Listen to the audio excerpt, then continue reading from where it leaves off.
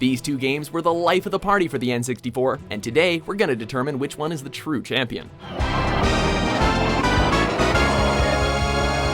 Welcome to WatchMojo.com, and today we're putting guns against go-karts as we pit GoldenEye 007 against Mario Kart 64. For this versus battle, we'll be considering a wide range of factors in our decision to determine who is the true king of the N64. Round 1, Legacy. There's no questioning the lasting legacy that GoldenEye has left on the world of video games. At the time of its release, first-person shooters were rare on home consoles, and deathmatch modes even more so. Enter GoldenEye 007, which helped revolutionize console-based multiplayer and the first-person shooter genre in general. It included many notable and innovative gameplay elements, including a zoomable sniper rifle and the aforementioned deathmatch-style gameplay.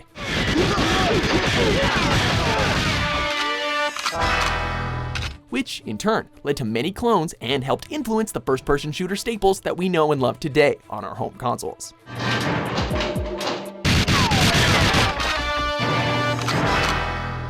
On the other hand, there's no denying the legacy that Mario Kart has left on the gaming world. The N64 iteration was insanely popular in its time, becoming the second highest selling game for the console, and it's still widely enjoyed today, particularly in college dorms and the WatchMojo break room. There have been many sequels released, and each time they have been successful console sellers just like it was in 1996. It seems as if everyone and their mom have played this classic game, and it doesn't look to be going anywhere anytime soon.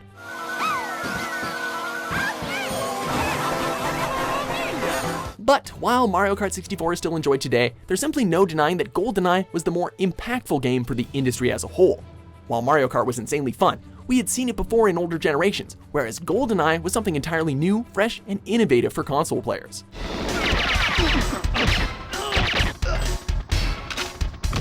It was praised by many for its unprecedented gameplay and influenced numerous titles to follow. First-person shooters arguably wouldn't be at home on the couch today without GoldenEye 007. Winner, GoldenEye.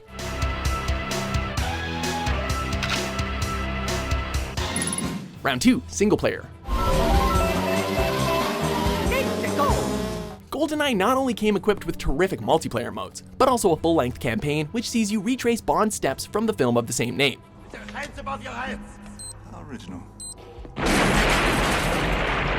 As you try to prevent the Janus Syndicate from causing a financial meltdown, you'll travel to many exotic and detailed locations like the Dam, a frigate in Monte Carlo, and the rugged terrain of the Cuban jungle. The missions were always lengthy and detailed, with numerous difficulty levels bringing their own unique and challenging objectives, providing fantastic replay value. While Mario Kart 64 was largely known for its multiplayer, the single-player aspect still provided some thrills and excitement. Racing against bots, while not as fun as playing against your friends, was still a blast, and the various difficulty levels, represented by 50, 100, and 150cc, nicely mixed up the gameplay. There was also a time trial mode, which saw players attempt to break their own time records on a given track. You could even race against your own ghosts, which provided a terrific sense of urgency and competitiveness even if you're playing alone.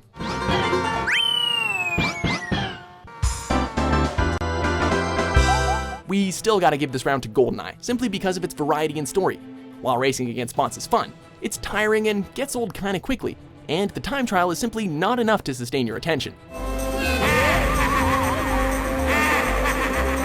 GoldenEye, on the other hand, provides a full-length campaign, a story, and those difficulty levels with their new objectives, which were all a bit more fun than simply racing around a track for the 1000th time. Winner, GoldenEye.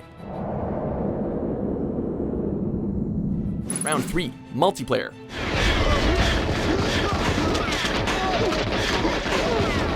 Where both games truly shined, obviously, was multiplayer.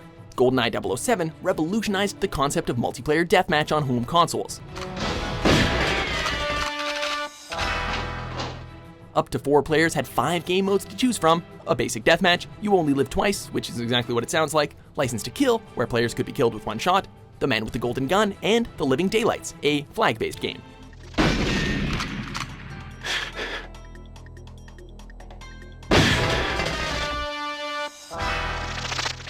This doesn't even include the customization options available, like making rockets the only available weapon, which was, always amazing. The variety in game modes provided hours upon hours of fun, and left players in awe. On the other hand, Mario Kart's multiplayer was just as wonderful. The basic race modes were, and continue to be, a simple and accessible blast. Up to 4 players can race on 16 incredibly varied and challenging tracks, either only against each other or with computer bots tagging along too. The gameplay was fun and easily accessible, making the game approachable both for children and adults alike. There was also a battle mode, which saw players attack each other with various power-ups until only one player was left standing.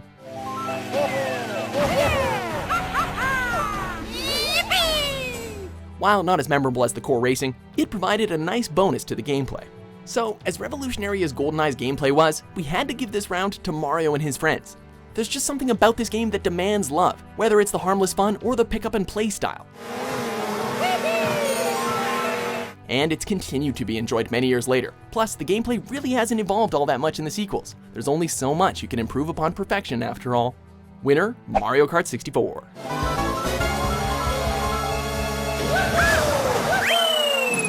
Round 4, level design. GoldenEye featured some complex levels in both its multiplayer and campaign. Its levels were always intricately detailed and very large, as they often required a lot of walking down numerous hallways and open-air areas. The numerous objectives brought players to different areas of the level, allowing for a welcome variety in locations and gameplay upon repeated playthroughs. However, many of the multiplayer maps were just imported straight from the campaign, and as such, weren't well equipped for the multiplayer-style gameplay, as players would often get caught in dead ends or camp at choke points. Hey, how many of you got caught in the basement?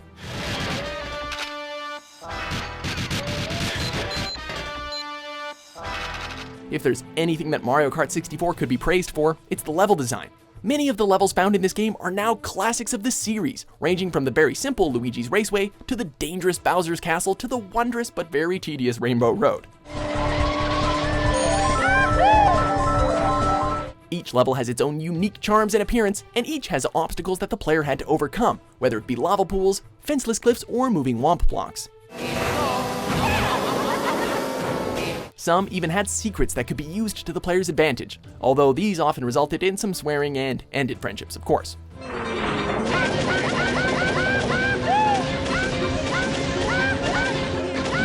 It's a close call, but while GoldenEye's levels were complex and enormous, we have to give this round to Mario Kart, effectively tying our showdown. There's simply nothing like the amazing levels of this game, many of which are still fondly remembered, and some were even remade in later iterations.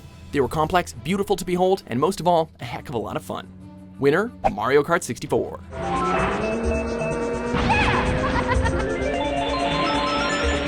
Round 5, lasting appeal.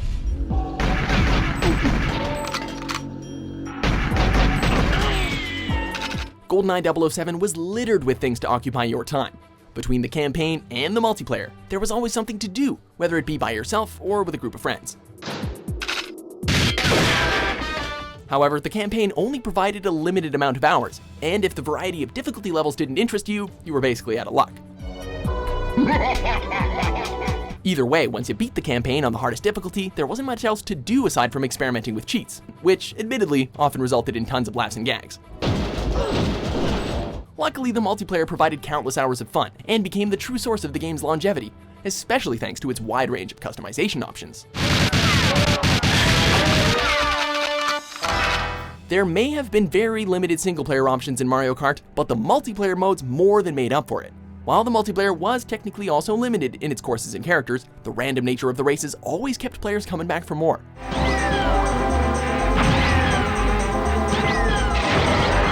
For example, maybe this time you won't get hit by that womp block, or maybe you'll get a red shell instead of that stupid banana peel. While the gameplay was simple, the lasting appeal was limitless. As long as you had some friends along for the ride, the hours and variety in the races were unbounded. Unfortunately, where GoldenEye falls flat is how well it stood the test of time. Because it was a first-person shooter built around a single analog stick, its controls really do not hold up well in comparison to other shooters available today, be they on console or PC. Plus, the graphics have gotten muddier and muddier as time has worn on, but Mario Kart still looks pretty crisp. Anyway, comparing all this to Mario Kart, where the controls and mechanics still hold up really well, you have the game that takes the checkered flag at the end by a mile. Winner, Mario Kart 64.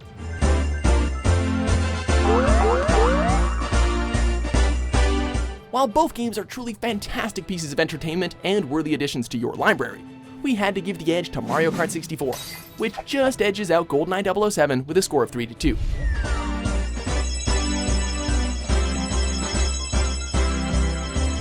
So, did we pick the right game? Be sure to debate in the comments, and of course, subscribe to WatchMojo.com for more great stuff every day.